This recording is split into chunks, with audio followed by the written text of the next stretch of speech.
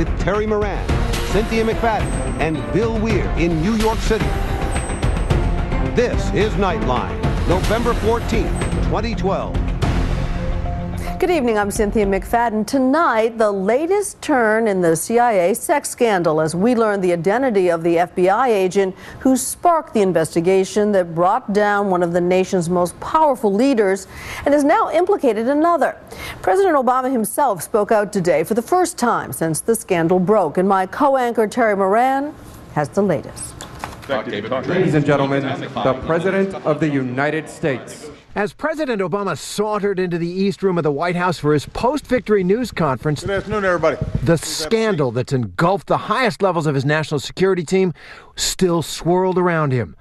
Tonight, ABC News has learned the identity of the FBI agent who ignited the whole staggering chain of events.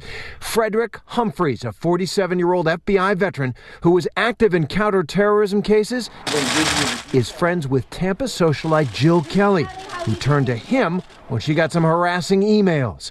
Meanwhile, in Washington, Paula Broadwell, Petraeus' biographer and former mistress, who allegedly sent those harassing emails to Kelly, remained in hiding at her brother's home. Today, the FBI said she illegally had classified material at her home in North Carolina, though no charges have been filed.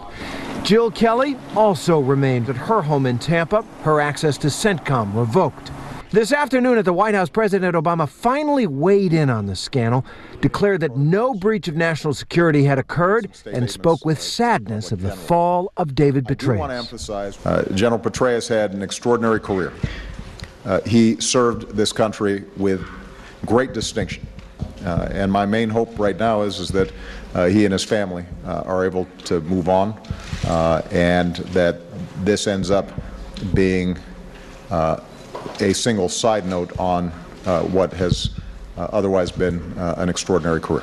But the real takeaway from the White House today, there's nothing like a re-election to give a president a jolt of confidence. I've got a mandate to help middle-class families and families that are working hard to try to get in the middle class. That's my mandate.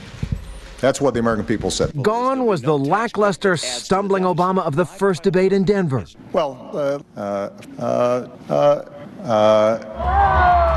And gone, too, was the grimly determined campaigner of the final stretch. The status quo in Washington has fought us every step of the way. The 44th president today was ready to rumble. You heard and saw it most dramatically when he leapt to the defense of Susan Rice, his ambassador to the United Nations. She's under fire for claiming that the deadly attack on the U.S. mission in Benghazi, Libya, was not a terrorist attack, but a riot sparked by outrage over an anti-Muslim film. What this began as was a spontaneous, not a premeditated, response to what had transpired in Cairo. In Cairo, as you know, a few hours earlier, there was a violent protest that was undertaken in reaction to this very offensive video that was disseminated. Rice is now a leading candidate to replace Hillary Clinton as Secretary of State. Top Republicans, led by Senators John McCain and Lindsey Graham, they vowed to block her nomination. I don't trust her.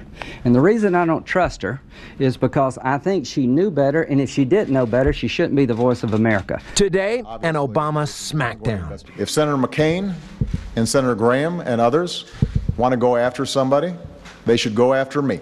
And should I choose, if I think that she would be the best person to serve America in the capacity of the State Department, then I will nominate her. But wait, isn't this supposed to be a moment for bipartisanship? As the country approaches the fiscal cliff, steep tax hikes and spending cuts at the end of the year, unless Washington can do a deal, what kind of leadership will the newly emboldened Barack Obama bring to those old, bitter debates? So I will, examine ways that I can make sure to communicate my desire to work with everybody. There are probably going to be still some very sharp differences. Bridging those differences, or even just beginning to heal them, that's the real task ahead for President Obama.